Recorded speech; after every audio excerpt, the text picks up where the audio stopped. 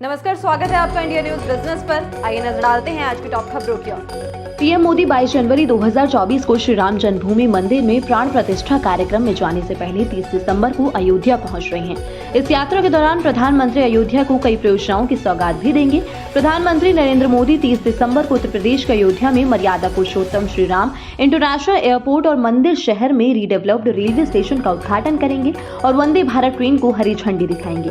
इसके बाद वो एक रोड शो भी करेंगे और एक सार्वजनिक बैठक को भी संबोधित करेंगे।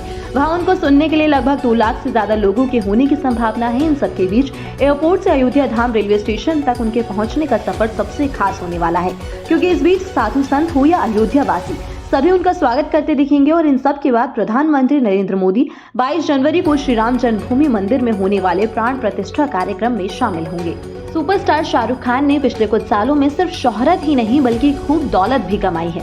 पिछले 13 सालों में शाहरुख खान की नेटवर्थ में 300% का इजाफा हुआ है। रिपोर्ट्स के मुताबिक शाहरुख खान की मौजूदा नेटवर्थ 6300 करोड़ रुपए है। सलमान खान और आमिर खान से भी ज्यादा शाहरुख खान की संपत्ति है। 2010 में शाहरुख खान की नेटवर्थ 1500 करोड़ रुपए थी। उस वक्त वो 10 मिनट की परफॉर्मेंस के लिए 5 करोड़ रुपए चार्ज करते थे और आज 8 से 10 करोड़ रुपए की फीस लेते हैं। साल 2010 से 2023 यानी पिछले 13 सालों में शाहरुख खान की संपत्ति में 320% का इजाफा हुआ है, जो कि 1500 करोड़ का 4.2 गुना है। 2023 में शाहरुख खान ने पठान, जवान और बाकी कई सोर्सेज से लगभग 400 करोड़ रुपए की कमाई की है। शाहरुख खान के मौजूदा स्टेटस की बात करें तो अब वो हर दिन 10 करोड़ से ज्यादा की कमाई करते हैं और ये रकम उन्हें ब्रांड एंडोर्समेंट, डील्स, शोज, फिल्में और बाकी बिजनेस से मिलती है। क्या आप जानते हैं भारत में क्रूड स्टील का प्रोडक्शन इस साल नवंबर में 11.4% बढ़कर 1.17 करोड़ टन का रहा है। वर्ल्ड स्टील एसोसिएशन ने एक बयान में ये जानकारी दी है और उन्हें बताया है कि रिपोर्ट के अनुसार जनवरी से नवंबर तक देश का स्टील प्रोडक्शन 12.1% सालाना ग्रोथ के साथ 12.82 करोड़ टन का रहा है। वर्ल्ड स्टील ने कहा है कि नवंबर में global steel production 14.55 crore ton था, जो पिछले साल के समान महीने में 3.3% ज्यादा है। जनवरी से नवंबर तक ग्लोबल प्रोडक्शन सिर्फ 0.5% बढ़कर 171.51 करोड़ टन हो गया है। चीन में स्टील प्रोडक्शन नवंबर में 7.6 करोड़ टन का हुआ है, जो पिछले साल सेम ड्यूरेशन से 0.4% ज्यादा है। उन्होंने जनवरी से नवंबर तक 95.21 करोड़ टन का स्टील प्रोडक्शन किया है, जो एक साल पहले सेम ड्यूरेशन से 1.5% ज्यादा है। देश भर में आज क्रिसमस को लेकर सेलिब्रेशन देखने को मिल रहा है। इसके साथ ही कुछ ही दिन में नए साल का आगाज हो जाएगा। नए साल को लेकर पुलिस सुरक्षा व्यवस्था करने में जुटी है, तो इसी के चलते नोएडा पुलिस सुरक्षा व्यवस्था के लिए हर कदम उठा रही है ताकि आम जनता को किसी तरीके की कोई परेशानी ना हो। पुलिस ने फुट पेट्रोलिंग के साथ बम स्क्वाड और डॉग स्क्वाड की टीम को लेकर मॉल और मार्केट इलाकों में सघन चेकिंग अभियान चलाया है। इसके साथ साथ सुरक्षा कर्मियों को हिदायत दी गई है कि बिना चेकिंग के किसी की भी एंट्री मॉल या मार्केट के भीड़ भाड़ वाले इलाकों में ना की जाए। इसके साथ साथ सीसीटीवी के जरिए भी लोगों पर नजर रखी जाएगी। वहीं पीसीआर और लेपर्ड को भी पुलिस ने अलर्ट कर दिया है। क्रिसमस और नए साल पर होने वाली पार्टियों और जश्न के दौरान किसी भी गड़बड़ी को रोकने के लिए नोएडा पुलिस अलर्ट मोड में है। जगह जगह चेकिंग की जा रही है। साथ ही नए साल और क्रिसमस को लेकर ट्रैफिक डिपार्टमेंट भी चौकस है। ट्रैफिक अधिकारियों का कहना है कि ट्रैफिक रूल्स का उल्लंघन करने वालों और ओवर स्पीड और ड्रंक एंड ड्राइव करने वालों के खिलाफ सख्त कार्यवाही भी की जा रही है। एक बार फिर से शुरू हुआ छटनी का सिलसिला। आपको बता दें कि पेटीएम की पेरेंट कंपनी 197 कम्युनिकेशन ने 1000 से ज्यादा एम्प्लॉयज को बाहर का रास्ता दिखा दिया है। एक रिपोर्ट के मुताबिक जो ले ऑफ हुआ है वो अलग अलग डिपार्टमेंट में किया गया है और कंपनी ने अपने बिजनेस को रीअलाइन किया है। इसके चलते ये कॉस्ट कटिंग करी है। रिपोर्ट में ये भी कहा गया है कि ले ऑफ पिछले कुछ महीनों के दौरान हुआ है और इस कदम से जो टोटल एम्प्लॉयज का नंबर है वो 10% अफेक्ट हुआ है। आरबीआई की तरफ से जो अनसिक्योर्ड लोन पर एक नया रेगुलेशन आया है, उसके बाद पेटीएम के द्वारा छोटे साइज के कंज्यूमर लोन्स में कमी लाने और इसके साथ ही साथ बाय नाउ और पे लेटर सेगमेंट के हटने के बाद ये कदम उठाया गया है। कहा जा रहा है कि पेटीएम में हुआ ले ऑफ इस साल किसी इंडियन न्यू एडटेक फर्म की ओर से की गई सबसे बड़ी छटनियों में से एक है। इस साल सबसे ज्यादा नौकरियां स्टार्टअप्स में से गई है, जिन्होंने फंडिंग की कमी, कारोबार की रिस्ट्रक्चरिंग, कॉस्ट कटिंग के चलते हजारों लोगों को नौकरी से निकाला है। WFI पर खेल मंत्रालय के एक्शन के बाद संजय सिंह का पहला रिएक्शन जो है वो सामने आ चुका है। आपको बता दें कि खेल मंत्रालय ने WFI को रद्द कर दिया है, जिसके बाद WFI के अध्यक्ष बने संजय सिंह की जो अध्यक्षता है वो पूरी तरीके से रद्द हो गई है। इस पर संजय सिंह का जो रिएक्शन है वो सामने आया है।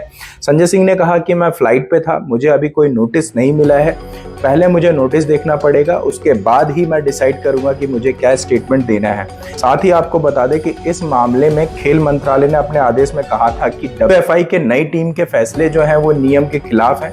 नियमों का उल्लंघन के चलते WFI की जो टीम है उसको पूरी तरीके से रद्द कर दिया गया। साथ ही संजय सिंह की जो अध्यक्षता है उसको भी रद्द कर दिया है।